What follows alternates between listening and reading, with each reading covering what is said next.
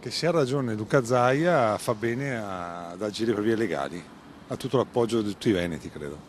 Venezia alza la testa e reagisce così alla visita improvvisa dei NAS venerdì scorso in regione, i carabinieri inviati dal ministro alla salute Beatrice Lorenzin per acquisire la documentazione sui contaminanti PFAS.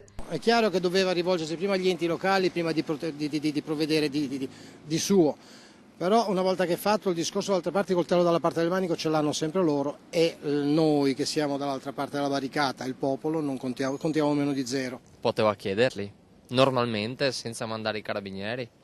Il blitz proprio mentre il direttore generale della sanità regionale Domenico Mantoan stava illustrando a Padova i risultati dell'utilizzo della procedura di plasmaferesi sulle persone contaminate in Veneto.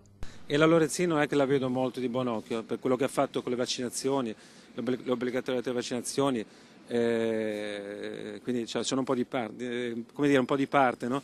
Eppure i dati della Regione Veneto relativi a 4 stadi su 6 confermano una diminuzione media dei PFAS nelle persone che si sono sottoposte al trattamento pari al 35%, ma ora dopo il blitz ogni cura è stata bloccata.